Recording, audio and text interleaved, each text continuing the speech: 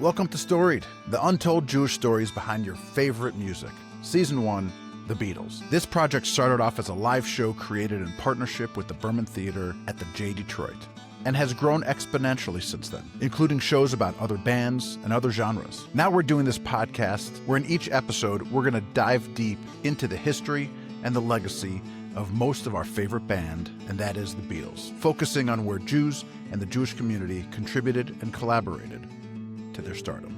Each episode begins with a recording from our live show telling a quick and high-level version of the story, followed by this episode, this deep dive really getting into it, as I interview some really special guests. It's no secret Jewish events today can be appropriately hard. We have some serious issues that we're grappling with as a community, and they often require a box of tissues and a therapy appointment afterwards. The Storied live show was conceived and developed at the J in Detroit in partnership with the Berman Theater, not as the answer to this problem, but as an answer to this problem. We are focused on a positive narrative, Jewish joy, and reminding people about the great contributions made by the Jewish community. We're excited to see Storied grow with this podcast and many more live shows. Now, you may be here because you're a Beatles fan, or you may be here because you're looking for positive Jewish content. In either case, our intent is for all of your delight, and I think you're going to get there. If you're watching this on YouTube, you see this awesome Storied shirt that I'm wearing, and it was designed and made by a sponsor of the show, Yonatees. Now, Yonatees makes awesome custom merch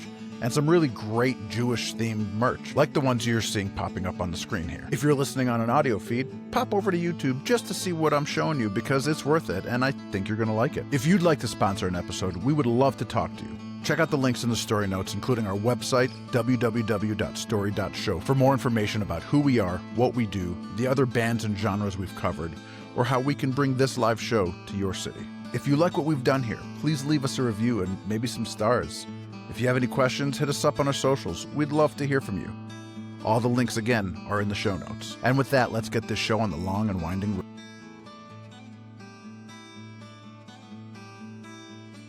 Hey, everybody. Welcome to episode 10 of Storied, the untold Jewish stories behind your favorite music. And I am really grateful for you to hear the episode that we have for you today. One of my favorite people, one of my favorite Jewish advocates, somebody who I deeply respect and deeply appreciate coming on this podcast, Eitan is with us today. Now, Eitan is a branding expert. He has a company called Nati Branding Agency, and he's been a branding specialist for decades. He also has a brand called I'm That Jew, and we're going to talk about this during the episode, but his brand, I'm That Jew, is the definition of empowered Jews, empowered Jews. It's taking a look at how we identify and how we tell our own story and how we're all connected. It's really a beautiful brand. And you're going to hear Eitan, who speaks beautifully. He speaks eloquently. He speaks directly. He cuts right to the point of an issue, and he does so with grace. Unlike the other episodes that we've had and that are coming up, most of which were recorded a few months ago or in the last number of months before all the live hostages came home, this episode was recorded today, November 9th. And so it's interesting to see the tone different in our conversation, because we're not talking about yearning for the hostages to come home. And there's a caveat, all the live hostages are home. As of today, there's still 5 deceased hostages who were waiting to come home. And word on the street is that Hadar Golden is coming home today. And so hopefully by the time you're listening to this, the number's 4 or even 0. Who knows what could happen in the next 48 hours.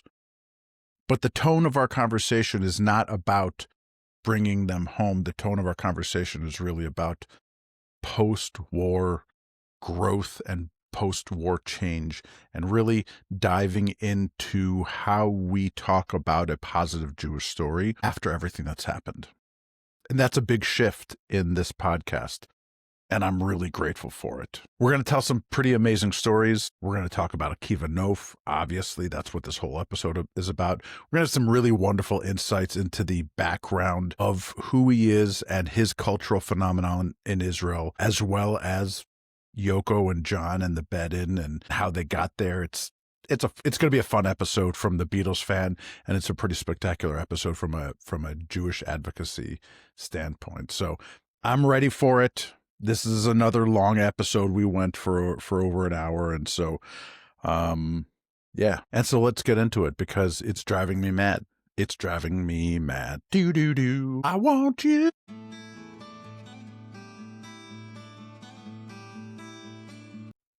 Akiva Nof is a true Renaissance man from Israel. From 1974 to 1984, he represented the people of Israel in the Knesset for 3 terms, making his mark on Israeli politics. Akiva is a songwriter and a poet. His song Isabel skyrocketed to number 1 in 1972. He also penned 2 poetry and songbooks, Longing for the Past and Pleasure Comes Forever.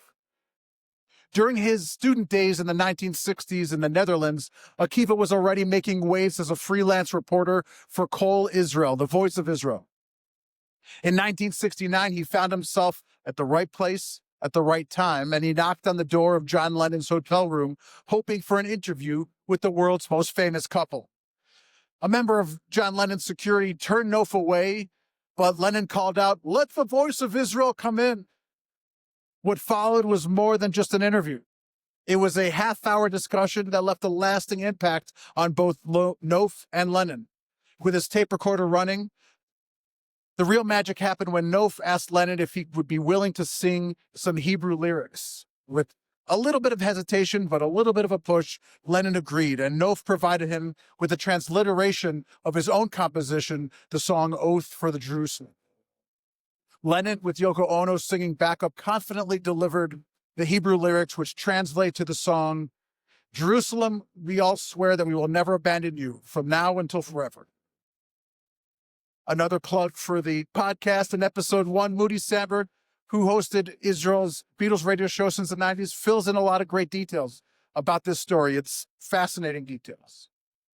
This moment with Akiva, John, and Yoko remains a testament to his willingness to embrace different cultures and his dedication to promoting peace, unity through music, something that if he was the anti-Semite that we questioned earlier, he never would have done.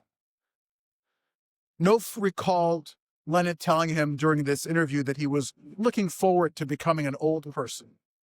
But when Lennon was killed, Nof wrote, "I thought to myself, John, you'll never be old, but you will be young forever in our hearts." Now, I'm going to pull a ripcord here and ask you guys to stop for a second because I've got something special for you guys here. I found a video of this interview between Akiva Nof and John Lennon. Shane?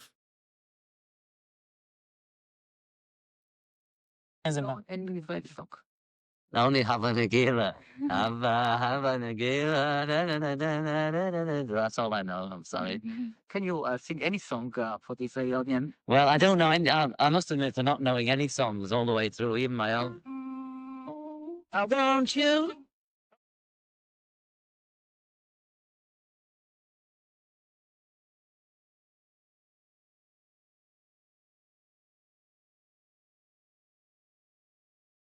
That's from the new Beatles album, actually. It's not released yet. Would you be willing to, if I give you some words in Hebrew to try and Yes. study it immediately? Yes. You can just hum it to the microphones. Have a pen? Yes. 1, 2, 3, 4. Yerushalayim nishma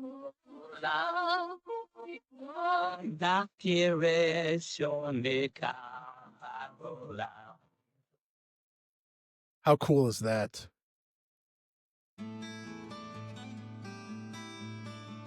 Hey, before we get to this interview, I want to take a moment and thank our new sponsor, Tequila Kosher Spirits. And they make the kosher tequila that I am seeing popping up around Detroit. And if you know me personally, or if you follow my social media, you'll know that I'm sober and I don't drink. But when I go to different Jewish events and I hear this topic come up, everybody has really great things to say about it. So I'm excited that Tequila reached out and said that they wanted to sponsor the podcast. Every special Chaim deserves a special spirit, but finding high quality kosher spirits is near impossible. Until now. So we're introducing Tequila Kosher Tequila, the world's first Jewish-inspired tequila, celebrating culture, community, and tradition. Tequila is 100% kosher and 100% additive-free. Check it out at buy.tequilaspirits.com for a smooth tequila blanco and bold tequila reposado. Tequila, l'chaim like you mean it. The link is in the show notes. Now let's hear this interview. Hey, everybody. Welcome to episode 10 of Storied, the untold Jewish stories behind your favorite music. And I'm here today with Eitan, and I'm going to butcher your last name like I'm doing since we've met. Is it Chitayat? You got it. I got it. Oh, my goodness. I told my wife this morning, I'm practicing saying it right because I always mess it up. And it's a symptom of dyslexia where I'm like, I know I'm going to get this wrong. So, No, how even are you, my people friend? without dyslexia get it wrong. Yeah, I'm okay. I'm okay. It's wonderful to see you. It's wonderful to spend some time with you, and I appreciate you being here. I'm excited to get into it with you. Before we go anywhere, I just want everybody who's listening on audio and not watching on video, Eitan's wearing the I'm That Jew shirt. Behind him is the I'm That Jew poster, and I'm assuming the words there are the text from the video, the viral video that you made. Yeah, it is. And it's also evolving because there's been a lot of new stuff, as you've been seeing for the last 2 years. But yeah, that is the script of the original. So for those who are wondering what I'm That Jew is and what the video is, I'm going to suggest that you pause this podcast and go over to Here I Am with Shai Davidai, the episode with Eitan, and I'll put the link in the show notes where, first of all, it's a great interview because you guys are friends and like giggle while making fun of each other, and it's really beautiful to see. But you talk about the evolution and how that was created and where that came from and what that meant both in 2015 when it was created and today. And so rather than recreating all of that, I'm just going to tell people to go listen to it over there because it's really, I think Shai did a better job of telling that story with you than I can. So people can listen to it there. It's amazing. Sure. Do you want to give the 30-second version just so that they have a teaser to go over there? Yeah, sure. So in 2014, Charlie Hebdo happened. A Jewish kosher supermarket was hit and some Jewish shoppers were killed. And I reached out to a friend who is Israeli and Jewish in France to check in on her.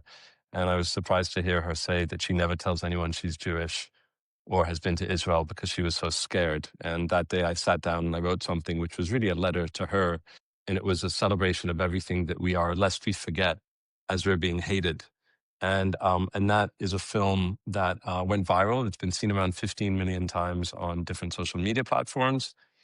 And then on October 7th, I've been continuing the work for 15 years as a side passion project, but on October 7th, my work started seen by a much bigger audience. And I'm That Jew has evolved into a bunch of different things, but it's all about saying, this is who I am. And that's the message of I'm That Jew, with no apologies. And it's a message of strength, to our people and to our allies, I love it. It's a beautiful thing. And I remember seeing the video pre-October 7th and thinking, that's nice. And then seeing it again after October 7th and thinking, oh, that's powerful. This is an important piece of work. And, I'm really grateful that it's out there. I have a wild story for you about I'm That Jew. Okay. Sure. So my wife and I were in Israel this year in April, and we had the pleasure of you and I meeting in person, and the four of us, you and me and our wives spent a couple hours together and drank some tea and got to know each other on a personal level, which was beautiful and wonderful. And you gave me a stack of I'm That Jew stickers and said, yes, bring them around, put them up, and which I've done over the course of the last 8 months. Well, right after you and I met, my wife and I went to Hostage Square in Tel Aviv, which is just a few blocks from your office. And while we were there, it was a powerful and emotional and very heavy couple of hours that we spent there. But as we were there, we saw some young adults with special needs, and my wife and I are keenly attuned to that because we have a daughter with special needs. And we noticed that one of them was wearing a Friendship Circle t-shirt. My wife and I are keenly attuned to that because we're very involved with Friendship Circle here. And Friendship Circle is a Chabad-run organization that helps kids and adults with special needs. So we went over and started talking to them. It turns out that it was a friendship circle mission to Israel, and they were in Israel for about a week, 10 days, whatever. And we took a picture with them, and we had a great time. We introduced ourselves. We really spent like a really nice time talking to these young Chabad folks and these young adults with special needs. As a joke, I said to the rabbi, "Do you have your tefillin with you?" Now, pre-October 7th, I never put on tefillin, wasn't interested, no thank you. When October 7th happened, a friend of mine who's a Chabad rabbi said, "Benji, why don't you put on tefillin for a hostage who's not able to put on tefillin himself?" And I said, "You know what? You got me. Wartime rules are different." And so since October 7th, I don't put on tefillin regularly, but if I'm asked, I'll participate. So I said to this Chabad rabbi, "Do you have tefillin?" He goes, "Of course I do." So he pulls it out and puts on tefillin. He goes, "Can we take a picture together?" And I said, "Sure, but you got to hold this I'm That Jew sticker." Okay. So he holds it up. We take a picture together. I shared in my story. Great. Fast forward to 2 months ago, and there's the Manchester shooting, right? And there's this rabbi who locks the doors and doesn't let the terrorists into the synagogue to shoot, to get more Jews. And it's an awful, awful story with this hero rabbi. And I'm looking at this picture of the rabbi, and I'm like, this dude looks familiar, and I can't figure it out, but I think he just looks like every Chabad rabbi, right? He's, got a long beard. Well, in preparation for this interview, I wanted to show you this picture of me holding the sticker of I'm That Jew. And I realized that's the Chabad rabbi who was in the Manchester shooting. He's the rabbi that I met in Tel Aviv holding the I'm That Jew. So I will post this. I will show the picture, and some serendipity, worlds coming together in that. So that's wow, what a story. That's gets you. It's wild. All right, let's jump into the Beatles. That's what we're here to talk about. We're a couple of minutes in. Before we get into the specific story about Akiva Nof and the Bedin, tell me about your history as a Beatles fan. You grew up in Israel, but you've got an international life. Tell me about how you found the Beatles, your life as a Beatles fan, the impact. Tell me about that. Sure. Well, I was born in Israel, but I grew up in Hong Kong. Then I went to London afterwards. Then I lived in Israel, and I lived in Boston and New York, and each time a bunch of years, and now I'm back in Israel. But I was introduced to the Beatles by way of a small cassette that I found at my parents' house. I think it was just like we were living in Hong Kong. It might have been like a fake Beatles cassette, one of those fake ones. Bootlegs. And I remember, it was kind of like orange and white sticker. And it had like maybe, I don't know, 15, 16 songs on it. And I remember just playing it, just kind of like just playing it and playing it and playing it, and probably not knowing exactly who they were, because I must have been 8, maybe 9. And I remember loving it, loving the music. And there was a guy that, growing up in Hong Kong, I had a lot of Indian friends. And there was one who was my best friend from Hong Kong, who I'm still in touch with after all these years. He and I used to go to judo together. And it was one time his mom would drive, and one time my mom would drive. And we would listen to the Beatles in the car, and we would listen to the Beatles together.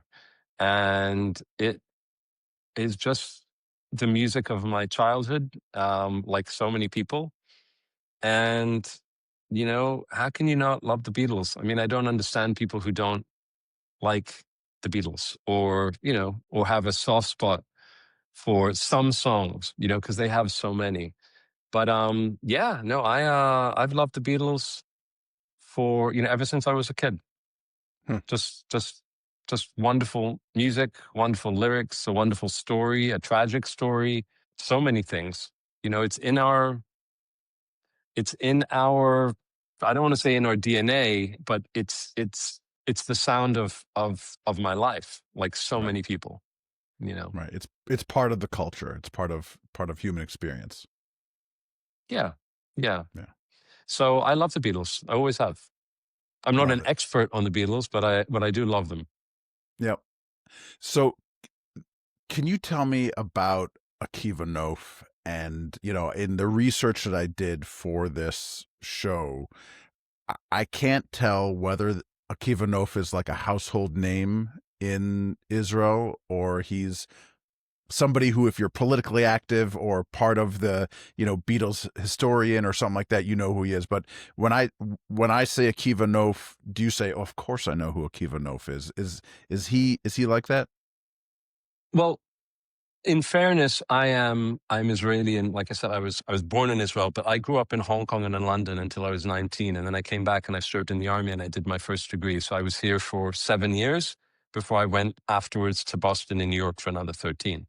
So Okay. I don't know that I'm the authority to say whether it's a household name. I had heard the story of an Israeli journalist. He was a journalist, but also kind of like he wrote songs and he was a bit of a pop artist. And I don't know how many people know that what he did today, even in Israel, because the Beatles were, it was almost like 50 years ago or something It was like 1969 that he There you interacted go. with them. Yeah, that's a long time ago. So I don't know that today people know, but it's a beautiful story that he went to. Well, I mean, I guess you're going to tell the story, but Well, I love. Yeah, go ahead. So go back to, I mean, he's a poet, he's an author, he wrote songs. Are his songs part of traditional Israeli culture? Are his is his poetry part of traditional Israeli culture? When you say Akiva Nof, is it like Shel Silverstein? No, I don't think so. I mean, again, I'm Okay. not an authority, but I don't think so. He made some known songs, but he's not a household name like, for example, Jonathan Geffen or Arik Einstein or Shalom Chanoch, or some of these household name pop stars. But I think that he is known for the story. Great. I think that's the claim, one of the big claims to fame. What about his song? So in this story where John Lennon and Yoko Ono sing his song Yerushalayim, which is the oath for Jerusalem, is that song, like, does every school child know that song? Well, at the time, again, today I'm not sure, but at the time, yes, he was, I don't know about household, but it was known. Yeah, it was known. And he came to meet John Lennon. And then what happened afterwards was, that became very known. And what Yeah. came out of it too. Yeah. It was so the story with all the pieces was played at the beginning of this episode, so everybody who's listening now has heard this story. So I think the idea of like a Jewish Israeli journalist sitting in this bed with John and Yoko and having them sing his song, right? And then saying like, oh, we've got this song, I Want You, She's So Heavy. We haven't fully worked it out yet. It's going to be on our album later. And like, just like casually playing pieces of a Beatles song, like the impact of that is so massive. Like the idea that he would actually do that John Lennon would divulge that information is so wild. That fact that he would take the time to learn the Hebrew and sing the song with him is so insane. Yeah, there's a nice spirit there that he gave the license, the creative license from John Lennon on a very, very personal level to make, I think, Israelis feel that, like, well, if anywhere it could use peace, and if anyone can be a part of this movement of peace, then it doesn't exclude the Jewish people. It doesn't exclude Israelis. On the contrary, it's needed. And Right. and he gave his approval of that, even though it wasn't a formal approval. He basically allowed for Give Peace a Chance to be kind of like translated or metaphorically translated or used in spirit, which is a really big message for, at the time, post Beatles, from John Lennon. And how funny it is that I know that the Beatles never came to Israel because they weren't allowed. They weren't allowed to come to Israel in 1966. They were denied something to do with being a rock star, and it might be a bad influence on the kids, something like that. But how funny that he wasn't able to come here. But Yeah. but the solidarity and the understanding, which is so beautiful from such a man that really stood for peace. That was not a small thing. That was a massive, massive, massive thing. Yeah. Just a crazy story about what you just talked about with the Beatles not being allowed to play their show in Israel. So I assumed that it was the Rabbanut who didn't allow them to play, right? Because the argument was they're going to corrupt our children, they're going to teach them about pop culture, and we don't want that here. Mm-hmm. And so I assumed that it was the Rabbanut. In the live show, I talk about the Rabbanut. Moody Sandberg, who was also a Knesset Mm-hmm. member, who has run the Israeli radio show about the Beatles since 1998. When we were talking about this in episode 1, he said it wasn't Rabbanut, it was the kibbutzniks. It was the Labor Party who said, we don't want Western pop culture to come and infiltrate our kids, because then they're not going to want to work on kibbutzim. They're going to want to go to London. And I was like, oh, wait, the rabbis didn't stop this? The socialists did? And he's like, oh yeah, the rabbis didn't even know what the Beatles were. And I was like, it's a crazy country, Ben. Yeah, it's a crazy wild country. You never know who's stopping things or who's starting things from happening. Actually, interesting thing about oh well, go ahead. Sorry. Keep going. That was the story. Tell me. That when the Beatles are so huge here, I mean, they're so huge. There's a really vibrant music scene here. By the way, Akiva Nof, he wrote a couple. I mean, he wrote a couple of songs that are well known. One of them was called Anashim Tovim. Another one was Shir HaShotrim, which is kind of like the policeman song. There was also Shir HaShayara, which is about the caravan. So to have, even though he wasn't allowed here, the people, the ordinary people loved the Beatles, loved music. And you've been to Israel, so you know how music and pop music is such a, that the Israeli pop scene is, there's a huge Israeli rock and pop scene, and strongly, strongly influenced by the Beatles. And it really is just, you don't get anyone really bigger than John Lennon, right. Especially at the time. So it was a real nod to Israel at the time. And by the way, Akiva Nof, he was Bulgarian, and I'm half Bulgarian. Like my father's from Iraq and my mother's from Bulgaria. So really? So I'm an Iraqi Bulgarian Jew. Yeah, and he was Bulgarian. Huh. How amazing to just be sitting down and talking with John Lennon, and all of a sudden he gives you his okay to to emulate or go forward with something inspired by Give Peace a Chance. One of the things I was thinking about as I was writing this was, if that happened today, I don't think that the video or the audio would have been as important as it was, because today everybody has a recording studio with them at all times, right? You pull out your iPhone. If it happened today, Akiva probably would have posted it on his Instagram stories. Like, it would have just been like oh, cool. He gave me 30 seconds of a song that he's putting on his next album. Not a big deal. But back then, the idea of getting like an intimate moment of non-polished, non-produced music where you're talking about it, that was massive. And I don't know if you saw the 9-hour Beatles documentary on Apple Music. I did when it came out. I did. Right. So, people watched it 2, 3, 4 times, because getting that intimate behind the look view of the Beatles was so rare. It didn't exist back then. Now, sure. You can, if you're a fan of Taylor Swift or you're a fan of whoever, people have Instagram, and so you can see that stuff. We just didn't get that with the Beatles, and so what Akiva got was so incredibly special. And it's yeah, there was a time where things were, with some of these music icons, where access to them was so precious, and not, like behind the scenes footage, extras in movies, like deleted scenes, candid interviews. You didn't have that.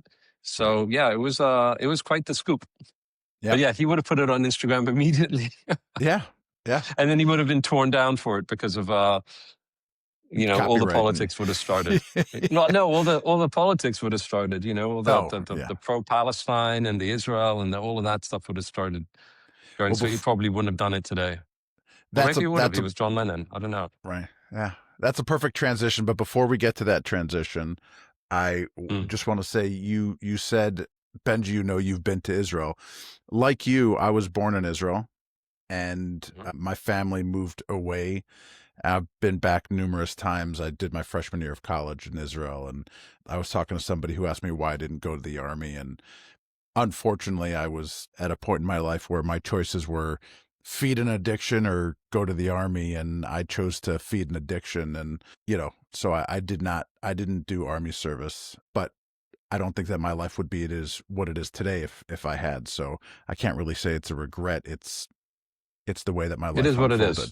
It is what it is. It's how my life unfolded. But I've got sisters who live there. I've got aunts and uncles and hundreds of cousins, and a lot of families. So we're all mishpacha, exactly. And actually, I had a very interesting moment when I was in Israel in April. When we moved to America, I went to an American yeshiva. My dad was an Orthodox rabbi. And so we went to an American yeshiva, and my Hebrew slipped away from an Israeli Hebrew to an American Hebrew. And my cousins made fun of me, and that brought me shame. And so I was like embarrassed by my Americanized Hebrew accent. And so I essentially stopped speaking Hebrew. And what happened was, if you don't use it, you lose it, right? And so my Hebrew reading and Hebrew comprehension is pretty decent. My Hebrew language is really poor because I just don't use it, because when I talk to an Israeli, I don't like the way I sound. And when we went from the airport to our hotel, we're in a taxi with a Ukrainian who had moved to Israel 20 years earlier. And I said to my wife, isn't it great how you hear him speaking perfect Hebrew with a Ukrainian accent, right? And this wasn't a Russia-Ukraine war refugee. He had moved to Israel in like 2000. And then a couple days later, we were talking to somebody who was speaking with an Ethiopian accent, and then somebody with a French accent.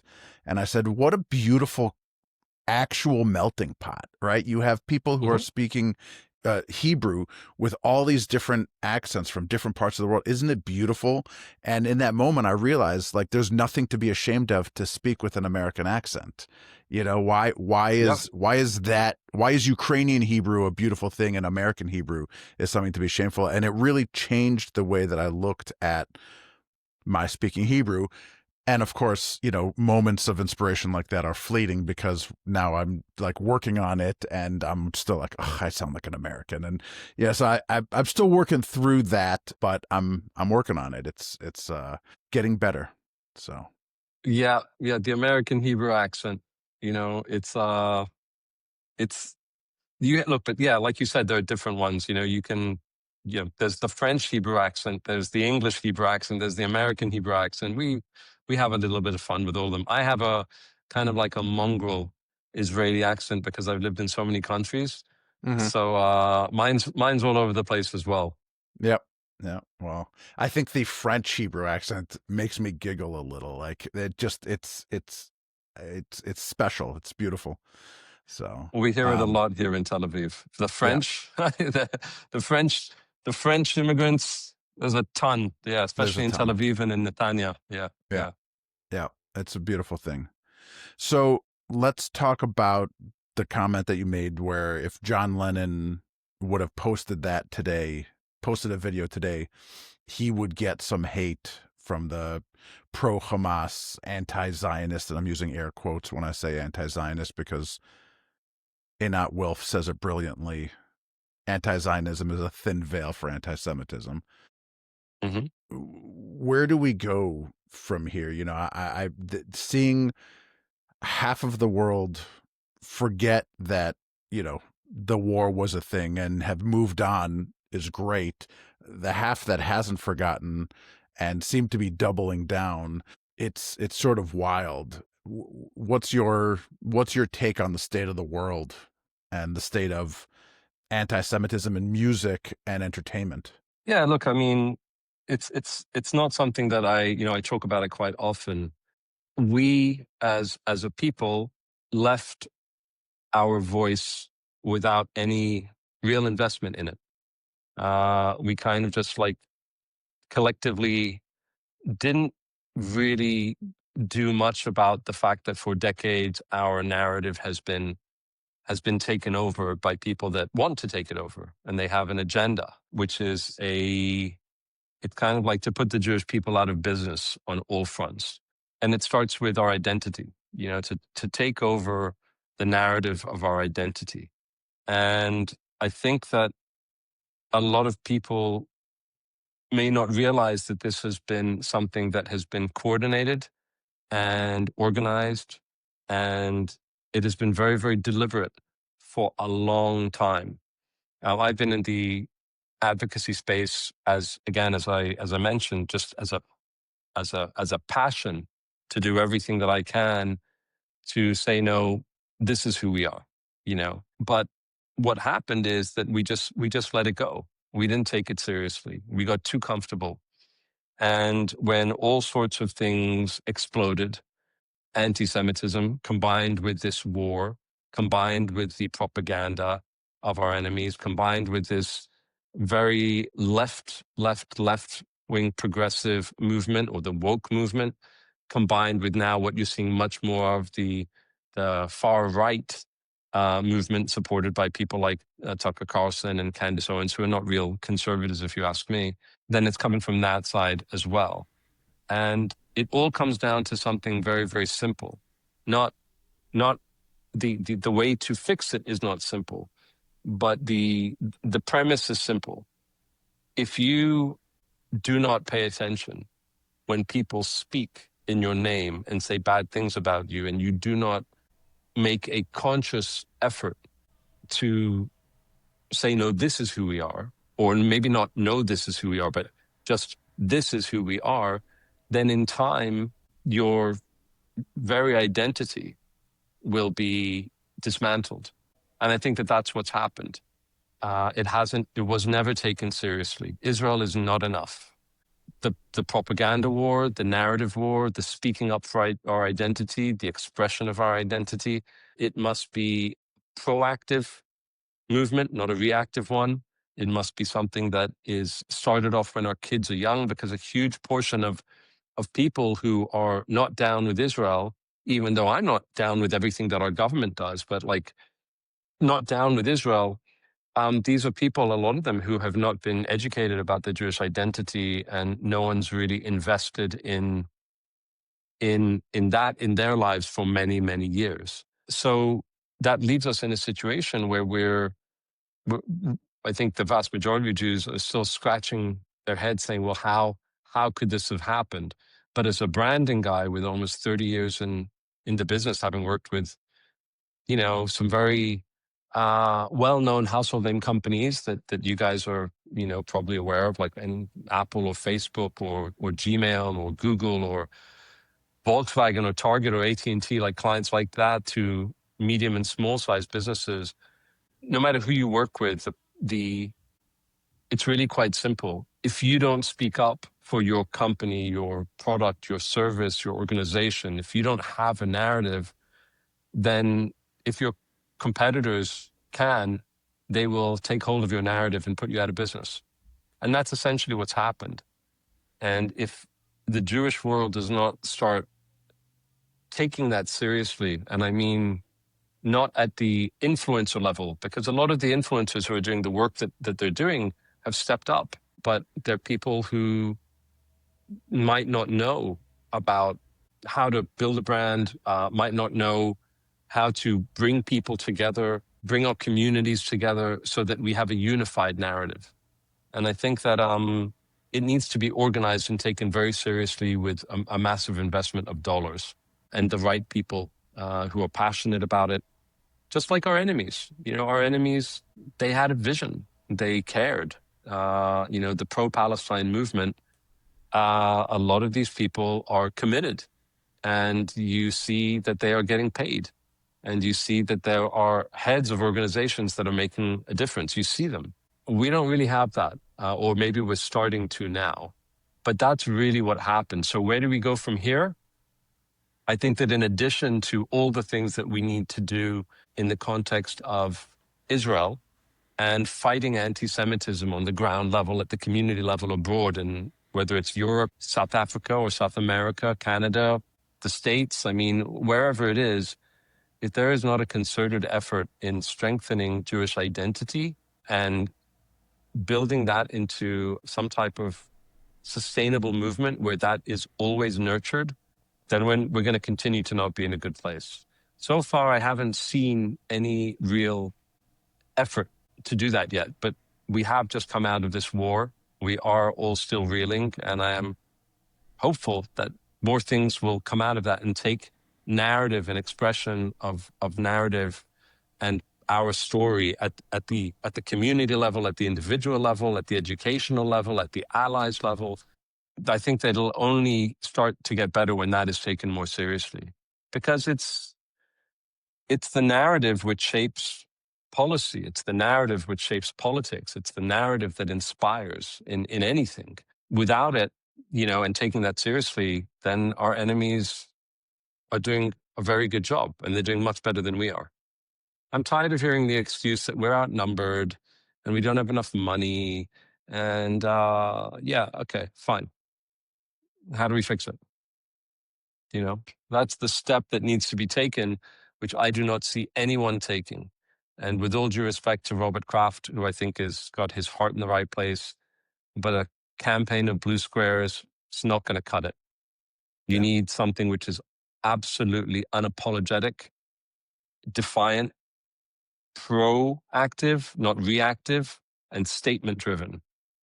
Undeniable what these people are saying, us, the Jewish people, about ourselves. And I think that is not happening yet. And I don't know how the Jewish world works. I'm still figuring that out. But that is what needs to happen. And we need our allies. We need people to see that we're taking it seriously and then to come on board. Yeah.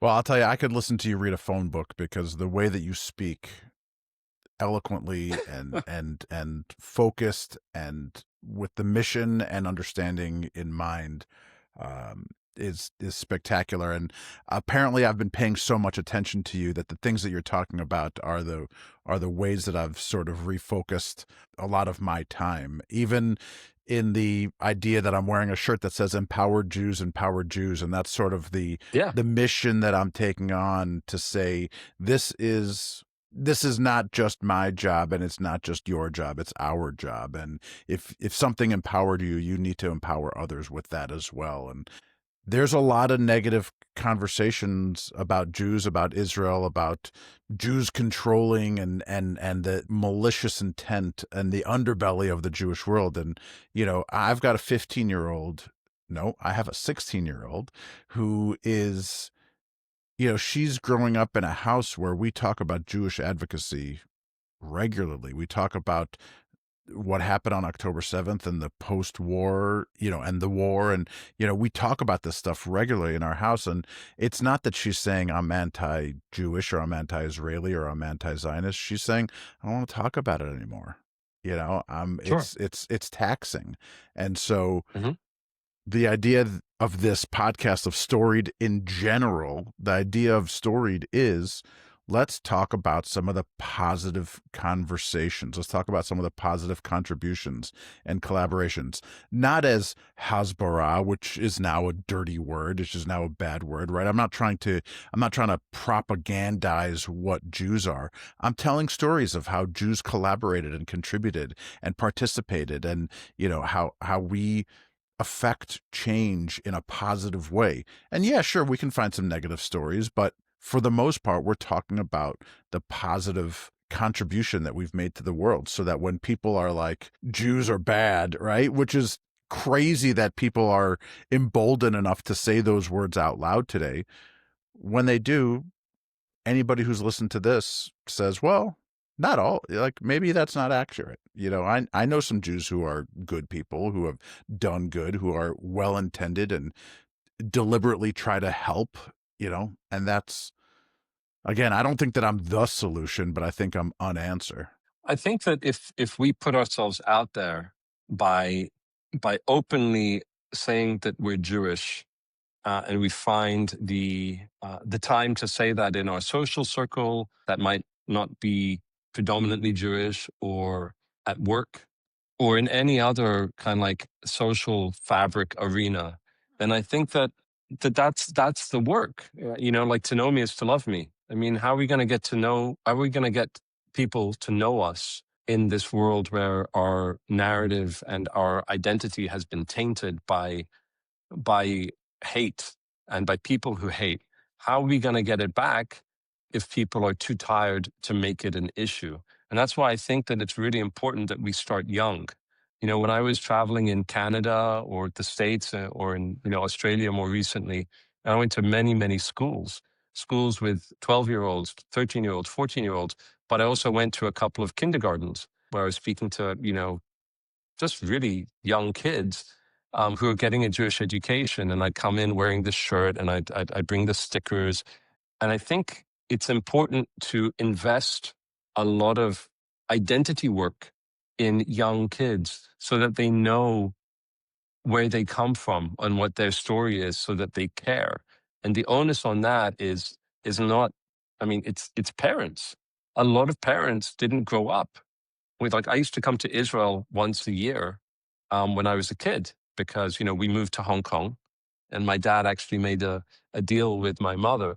He said, well, we're going to go to Hong Kong as business, and we've got a gig there. We can't miss up on this opportunity. But you think about in the early 70s, from going from Israel and leaving your family all the way to the Far East in Hong Kong, that was a really big deal. Mm-hmm. So the deal that he made was she said, every year in Israel, every year in the summer. And so I would come, and I would be in Israel for a month or 2 months sometimes. But not everyone has that opportunity. And I do think that learning and going back to basics and teaching our kids our identity and where we come from, and biblical studies and the connection to Israel, and leaning into the community and making sure that the community is strong, and making a concerted effort to make sure that other people who are not Jewish see that.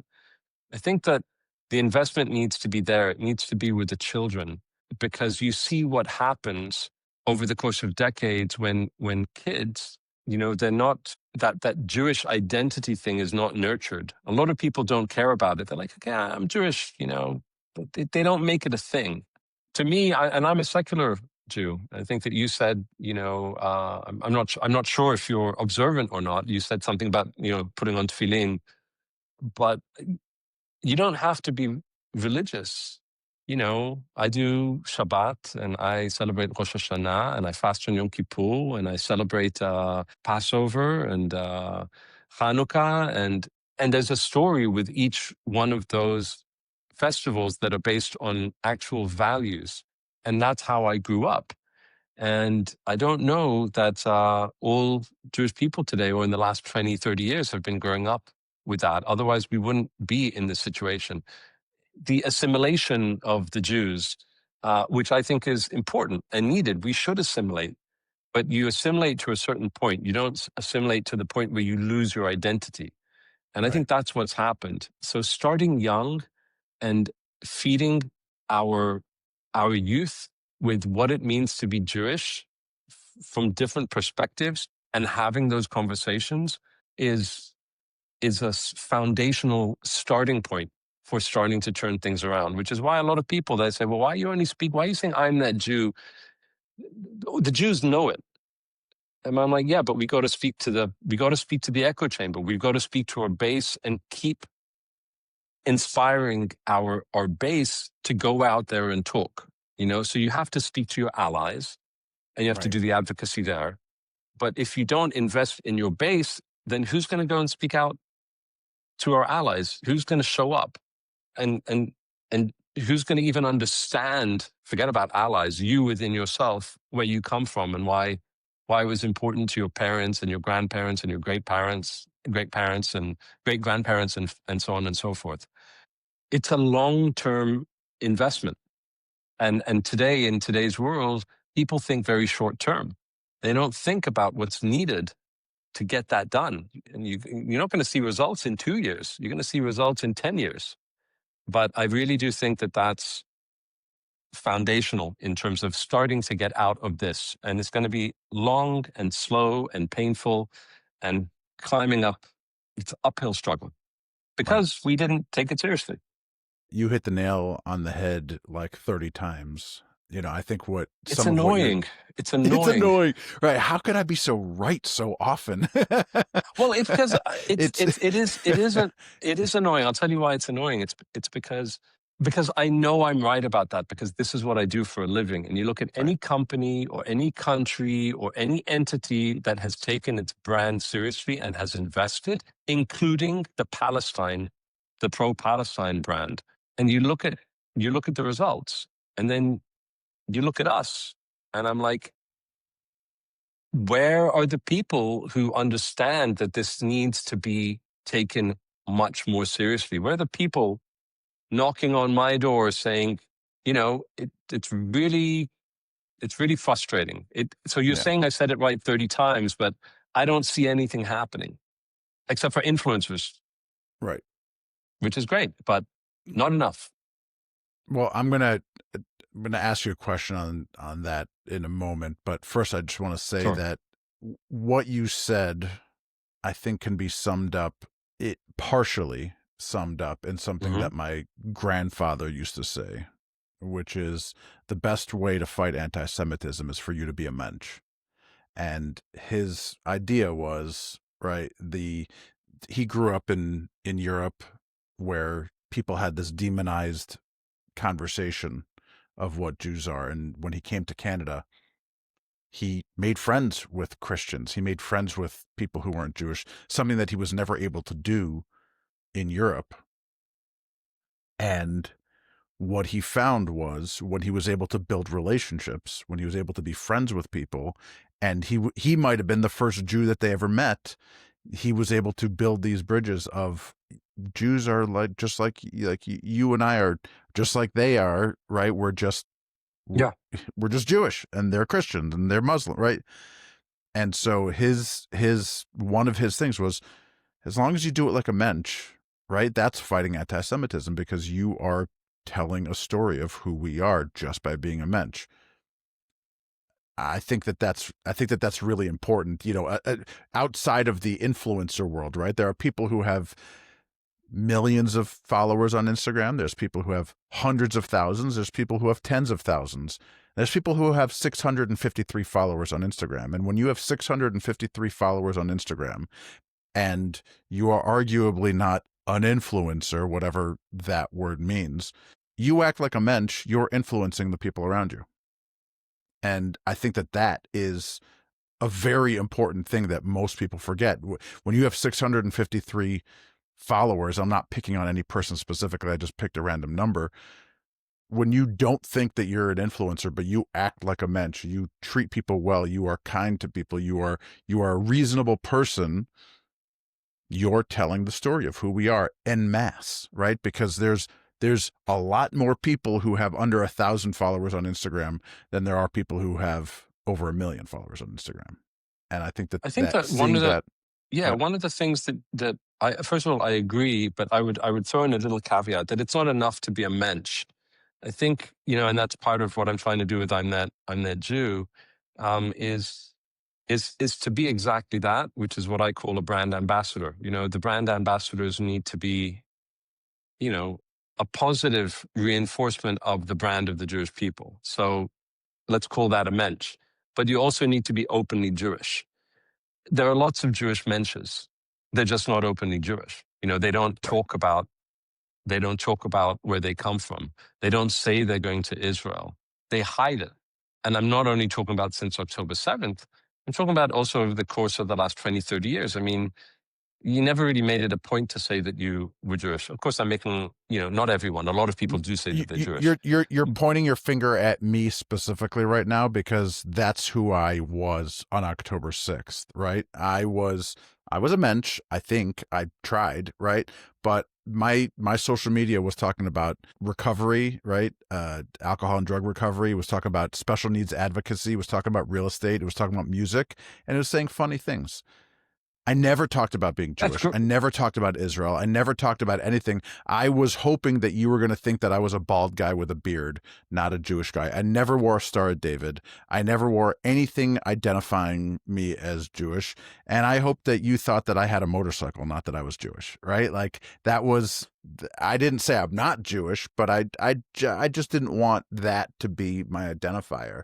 And on October 7th, really on October 8th, when I was watching my friends turn their profile pictures into paragliders with Palestinian flags, I'm going, what are you doing? What are you talking about? That's not pro-Palestine. That's pro-Hamas, right? That's pro-murdering party goers at a music festival. What are you talking about? They said to me, don't worry, you're one of the good ones. Like, we're not coming after you. And I was like, I am not one of the good ones by the standards that you're using. I am, you know, and people said to me, can you explain to me, you're saying you're a Zionist, but you're a decent guy. I don't understand. How could you be a Zionist? You're not a racist. Well, you're not a bigot. Think of what happened though. I mean, it goes back to what we were talking about before. It's like the word Zionism has been it's been hijacked.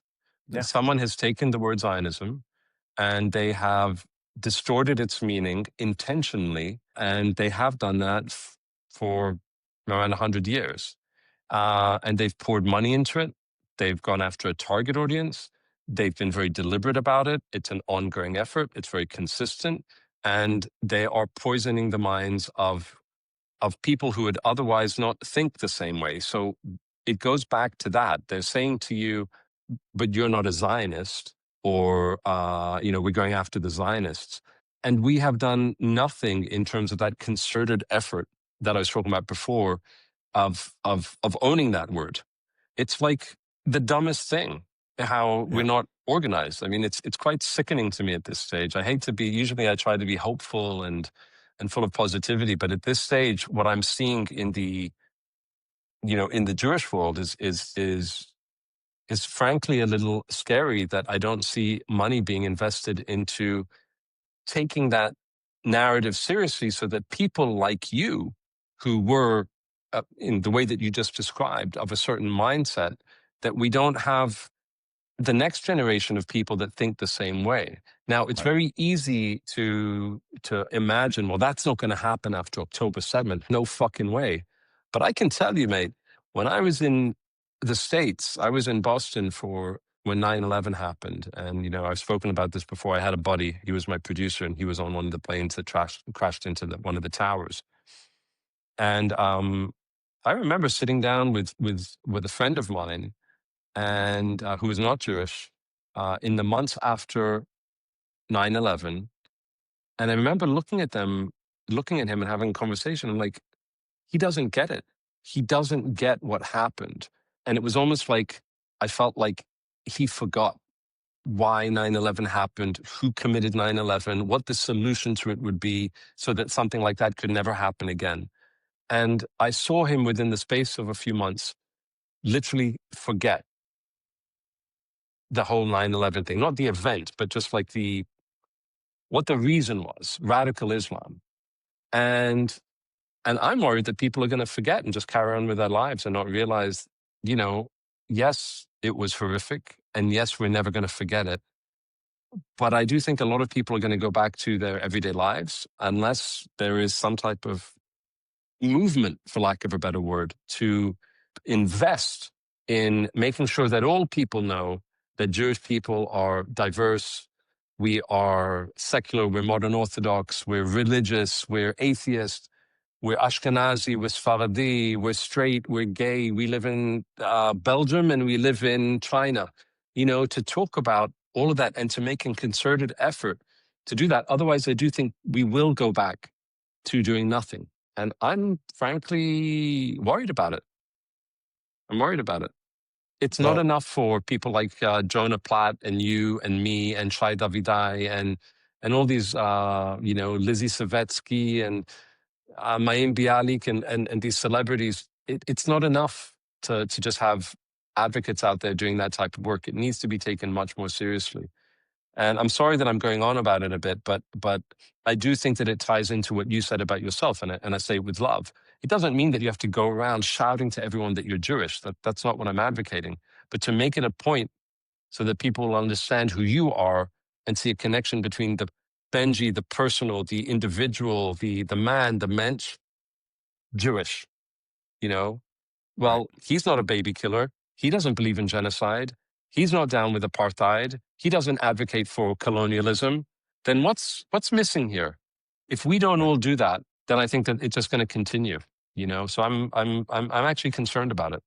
Well, whatever solution you come up with, just know that I will wave that flag, and whatever programs you launch, I will wave those flags, and I will actively participate in any solution that you bring to the table, because I think that the things that you say and the way that you say them are gospel, and I appreciate your words on a regular basis, and that's why I follow you on multiple platforms and like and comment and share. And just I was when I reached out to you on our trip to Israel and said, can we get together, and you said yes, I was like, Of course. I'm gonna have to keep my shit together and not fanboy all over this guy. So No, just a regular guy like you. Just... I appreciate you, and I hope that anybody who listens to this takes those words and says, I'm on board with whatever Eitan says, because you got your head on straight, and unlike me who's winging it, you actually know what you're doing. So I'm also winging it. Definitely. I'm continuing with my work at my branding agency. People might, like that. I do have a branding agency. But yeah, I think this type of thing needs a lot of support. So thank you. I appreciate it. And listen, I think that you're doing incredible work. I mean, you're putting yourself out there. Imagine if everyone did in their own way, in their own field of expertise, or socially. They're like, I'm having Shabbat. Please come. I'll show you what Shabbat is. I'm going to Israel. Let me show you the pictures of Israel. Let me show you what I did. Let me tell you about it. And to not hide that. I think that what you're doing is very important. You're putting yourself out there and inspiring a lot of people to do the same. And I really am looking forward to the day when credible organizations and organizations of means get behind organic grassroots things like what you're doing or what I'm doing and what a lot of other people are doing. Then I think that we'll really start to see more results. But I take my hat off to you. Thank you. Not easy. Thank you. It's a high compliment from you. So I want to share one more thing with you, and that is you mentioned you're not sure if I'm observant or not, because I talked about the tefillin conversation. So Tefillin, yeah. Tefillin, said that with an Israeli accent. Tefillin, yeah. We drive. We have a neighbor who's Israeli, and we drive their daughter to school every day in carpool, and I'd laugh when I'm like, Boker Tov. And she's like, Boker Tov. And we... it's got the accent. Yep. She does it right. So I'm an atheist, and I've talked about it on this podcast a couple times, and I've talked about it on social media a lot. I could tell you the exact conversation that I had in yeshiva in 10th grade. I could tell you the rabbi and the people that were in the room when I had this light bulb epiphany moment and said, oh, Jewish religion and culture and nationality and history is all there. It's tangible, right?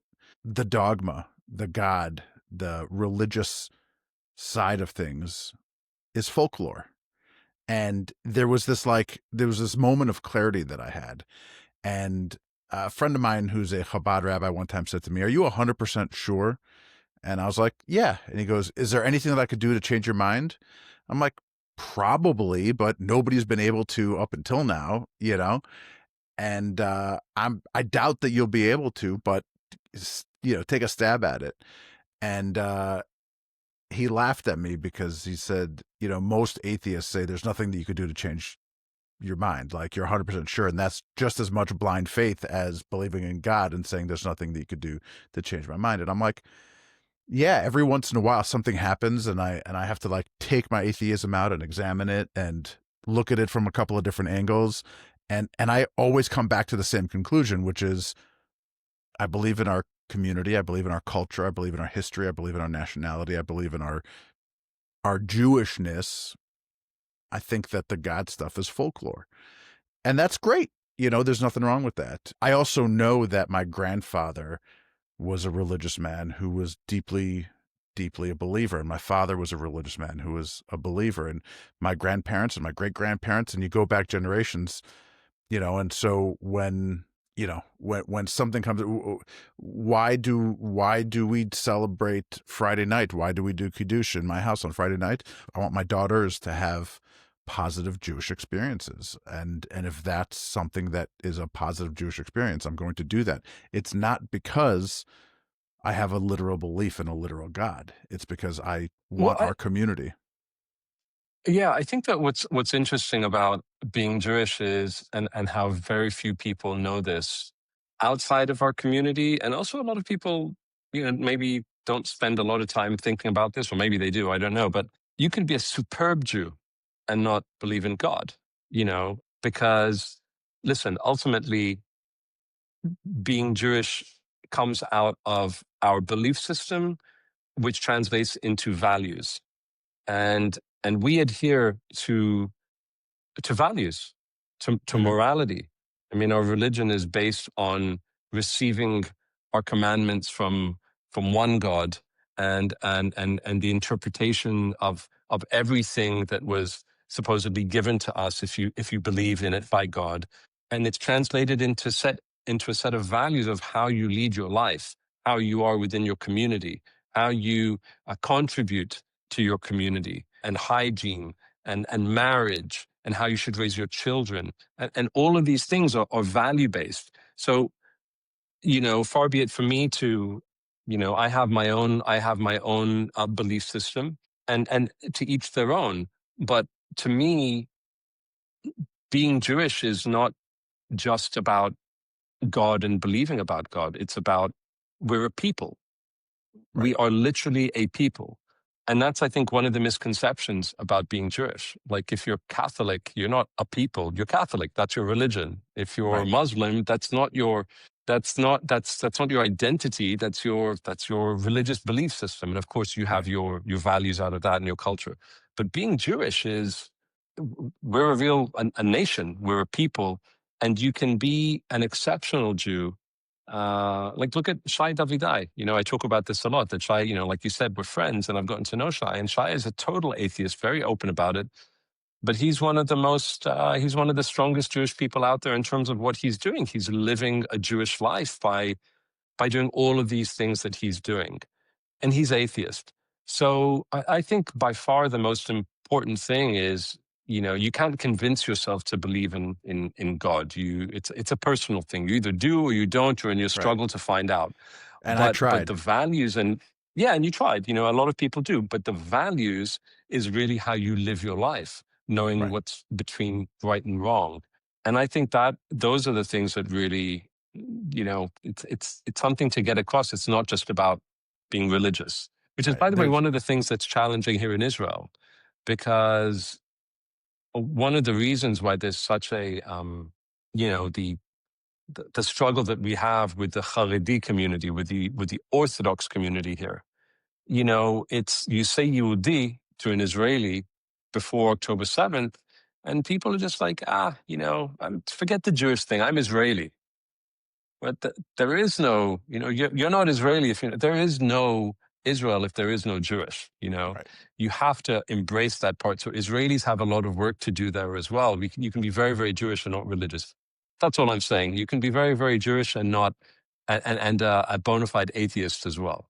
People would argue with me, but I believe it's true. So I'll give you a little bit of nuance on that.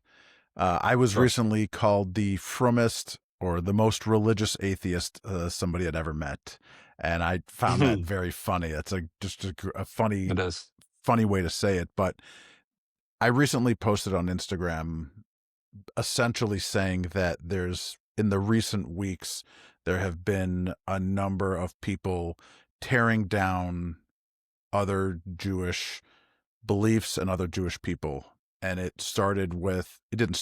included the Netflix show Nobody Wants This, and saying, well, that's not a real Jewish experience, or that's not accurate, or that's not the right way to represent Jews.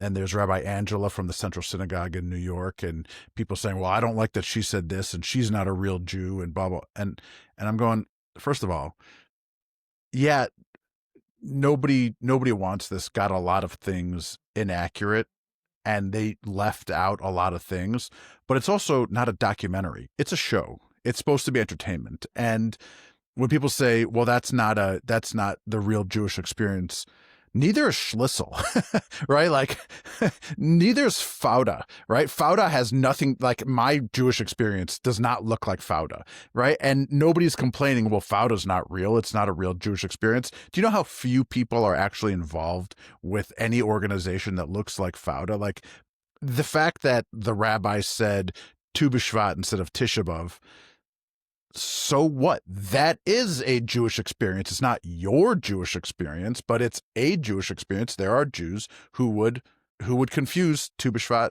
and Tisha B'Av. There are Jews who don't know the difference between Tu B'Shvat and Tisha B'Av. That doesn't make them less Jewish. That doesn't disqualify their Jewish experience. That just means that that's what their Jewish experience looks like. And with Rabbi Angela from the Central Synagogue, like, somebody believing that this is a criticism of the Orthodox community, and forgive me, I'm not here to criticize, but the Orthodox community believes that their way is the right way and everything else may or may not be cute. And that's a belief system that if you don't believe that, why would you do it, right? Why would you be Orthodox if you don't believe that it's the right way to practice Judaism? Which is great. Kol hakavod, go do that. But the disqualification of other people's Judaism is frustrating to everybody else. And I know Yeah, that I that's think not it's, all Orthodox it's people, but I no, posted but this and said yeah. this in a more succinct way, and a bunch of people said, "Well, you're not really Jewish because you're an atheist." And I'm like, "What?" And they're like, "When you say that you're an atheist, you're no longer Jewish. You're part of the Erev Rav." And I'm like, "That's not how Judaism works, right? Christianity, Catholicism, Islam, those are opt-in religions. You have to say, I'm part of the community. I'm part of this religion in order to do it. And if you take the label off, you're out. Judaism, there's no opt-in. Well, there is an opt-in, but there is no opt-out. Right? I'm Jewish because my mother was Jewish, my father was Jewish, my grandparents were Jewish, and it doesn't matter what I say or do, I'm still going to be Jewish. And to take that a step further, they're like, well, anti-Zionist Jews, if you voted for Mamdani, you're no longer Jewish. No, if you voted for Mamdani, I think you're wrong. That doesn't make you not Jewish. That means I think you're an idiot. You know, it doesn't, like, and that this, like, disqualification is absurd. And it's like, it's infighting that's not I think necessary. that one of the things that we don't do very well, and again, coming back to what I'm trying to do with I'm That Jew, is you can be, you're Jewish, so you have a seat at the table, and the conversation is important. I mean, what I love about when I've traveled and I've done, I've gone on these kind of, I don't know, call them tours, or when I like to say I like to go and meet the community and have conversations, because I like listening to what you're saying. I think I'm learning more about my people. I'm getting a different perspective. Now we can hash it out, we can fight it out, and that's what people do in yeshiva. They argue, they challenge each other, they wrestle, and I think that that's really important for us to have these conversations, but without the hatred, without the cancellation, without the dismissiveness and, well, I'm better than you and you don't believe in God and I do believe in God, or I'm better than you because I don't believe in God. It goes both ways. It's about learning to, again, which is why I feel that it's so important to have the conversation, us amongst ourselves. Your Jewish identity is very different to other people's Jewish identities. And it's actually really important as a community and as a global community to discover those different approaches, those different personality flavors that we have, and to be able to accept. Now, that said, you can't accept everything. There's certain things, and there have to be parameters, because being Jewish is defined. But yeah, you're Jewish. You might be an uninformed Jew. You might be a Jew that believes in these things, but not in those things. I think that those conversations are actually what we need to have to bring us closer, but without the dismissiveness, which is very difficult to see. And you see it a lot online, by the way. You see it a lot. You see it with the politics, different political beliefs, different traditions. And, we don't have I don't think we have the luxury. I don't think we have the luxury. We're too few. And maybe if we had 2 billion people, it would be a different story, but we're not. But yeah, I can imagine the judgment when you say that you're an atheist or other things as well. I think this can all be summed up with the classic joke of an Orthodox, a conservative, a Reform, and an atheist Jew walk into a bar, and the bartender says, "Get the fuck out of here. We don't serve Jews." Mm-hmm. Right? The things that we spend time putting labels on and saying I'm different because they don't care about. And if you're Jewish enough for somebody else to hate indiscriminately, you're Jewish enough for me to love indiscriminately. And that's beautiful. That's what it comes down to. So that's a beautiful way to end this conversation. That's beautiful. Thank you. That was actually the end of the post that people were telling me I'm not really? Jewish because I'm an atheist. Yeah. I love it. I mean, because to me, it's like that's the beginning of the conversation. Yeah. It's the beginning. It's not the end. Beginning of the conversation. Yeah. I think that we have a lot of beginnings of conversations to have, and I hope that we continue. And what I've loved seeing is the community. There's a lot of division, obviously, but I think that we're more together than we are apart. We just have to keep going for that. We have to keep talking, keep getting together, keep reminding ourselves of who we are, keep hearing different voices, and keep getting stronger as a community. Yeah. Absolutely. In the last Saturday night, I did a Storied show. We did a reggae show, and it was a sold out 600 seat theater. We brought Matisyahu in. It was amazing. And I said, people kept on asking me if the purpose of doing a show about reggae was to build bridges between the Black and Jewish community. And I said, nope, the purpose of the show is to shine a light on the bridges that already exist so that we could use them more. And in my wrap up of the show, I said, if we continue to look for the things that make us different, we will find endless excuses for irrational hate. And if we start looking for the things that we have in common, we'll find endless reasons for irrational love. And I got a bunch of text messages and emails and, DMs. That was brilliant. Like, where did you come up with, and I was like, I didn't make that up. I heard it and I had to research it. Turns out that's Mahatma Gandhi. So I accidentally quoted him and didn't give him any credit. So I need to give him credit for that one. So minor details, but common denominators. Common denominator. So I wrap up this show every time by saying this and asking the following questions. My father, who, as I've mentioned, was an Orthodox rabbi, used to say that the biggest hurdle for Jewish continuity is Jewish identity being focused around Holocaust education and the Yiddish expression Schwer zu sein Yid, which means it's hard to be Jewish. And the reason is because if the messaging that we give our kids is it's hard to be Jewish and then they're going to come for us, why would they participate? Just tuck the Magen David in or take it off completely. Why would they participate? October 7th, in my eyes, combined those two problems and then amplified them. And so again, we have Jewish youth today who, college kids in America didn't sign up for this fight. Jewish college kids didn't sign up for this fight. So I don't look at Storied as the answer to this problem. I look at Storied as an answer to this problem. Our focus is on the Jewish collaboration and Jewish contribution and on Jewish joy. So when you hear me say the words Jewish collaboration or Jewish contribution, what do you think of? What are the important Jewish contributions that are being made today that people need to pay attention to? And when I say the words Jewish joy, what does that spark in you? What's you and your family's Jewish joy? Not not the Jewish joy out there. For your family, what is Jewish joy? Well, I think that first of all, what the Jewish contribution is, to me, is truth. It's this eternal search and struggle and fight for the truth. Now that sounds pretty loaded, but in its simplest form, and it's not, by the way, of course, it's not just Jewish people.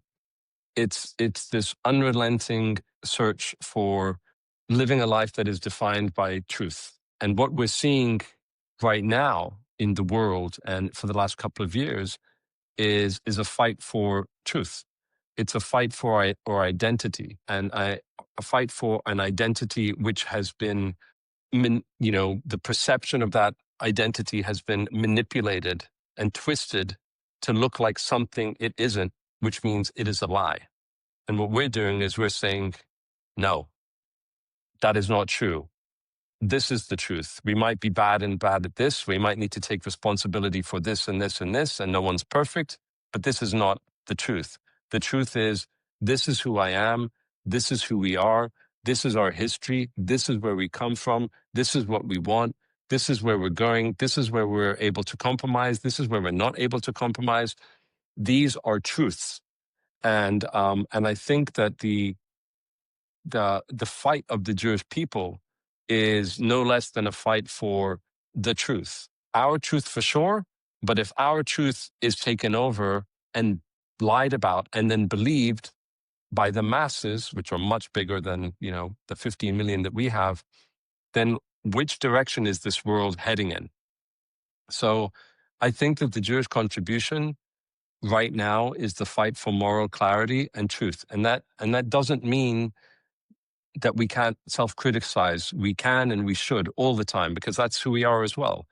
But I think what we are contributing to, and allies like, whether it's Douglas Murray or Kasim Hafez or Patricia Heaton or, Aaron Molan, any well-known Jewish ally today is fighting the same fight, because I think they realize that if the truth fails here, then the truth will fail everywhere.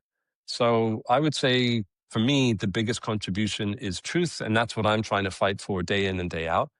What brings me joy? Listen, we're a simple family. You met my wife, and we have 2 small kids, and then we have the grandparents, and we have the uncles and the aunts and the cousins, and I think it's little things like being together around Shabbat and what that actually means for us. And that is an investment in our family, with a tradition that goes back thousands of years, which is a very beautiful tradition. And it's very simple and it's full of joy.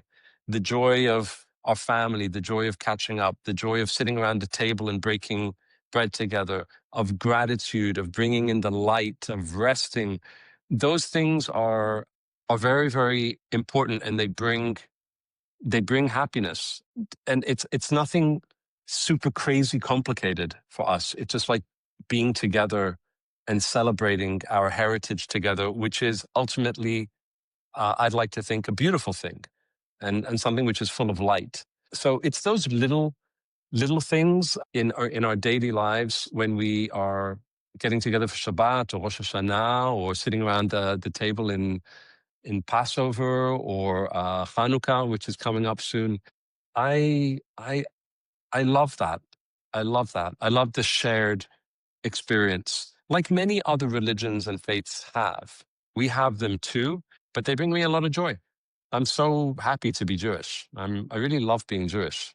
It's not that I love being Jewish because I'm Jewish. I love being Jewish because of what being Jewish actually brings to your table. And it brings me a lot of joy. And it really brings me a lot of joy to see my kids being raised that way, and how important that is to them as well. I love that answer, and I'm grateful for it. So I think that's the perfect way to wrap up this show. Eitan, I will have links in the show notes to your social media profiles, and will encourage everybody to buy an I'm That Jew shirt or an I'm That Jew mug, or great. any piece of I'm That Jew memorabilia is not the merch is the right word. Merch. But merch. buy it, wear it. If you look at my Instagram, one of my pinned posts, I'm wearing the I'm That Jew shirt. And That's a big post. I keep getting notifications on people continuing to talk about it. Yeah, that's about that post when you were wearing the shirt. Yep. So, all right, we're gonna wrap it here. Thank you, my friend. Thank you, Benji. Take it easy. I'll see you soon. I'll see you soon. That's our show for today. I hope you enjoyed it. Please subscribe and leave us a review. It helps the algorithm show other people this podcast. If you'd like to sponsor an episode, again, reach out. We would love to talk to you. And make sure you check out the show notes for the links to our socials and our sponsors. This show was produced by Ryan Storm from This Is Storm Sound, editing done by Andrea Rizzuto, production management done by Eric Nelson, booking by Leanne Deutsch of 16 Mile Talent, design work done by Tessa Hewitt, research done by Avishai Bauman. Now, the music you heard is recorded by Evan Sherman, but was actually written by my late father, Rabbi Yosil Rosenzweig, as the original opening of the song that he wrote for the diaspora Yeshiva band called Pitchu Li. I'm your host and storyteller, Benji Rosenzweig, and this has been another episode of Storied, the untold Jewish stories behind your favorite music, Season 1, The Beatles.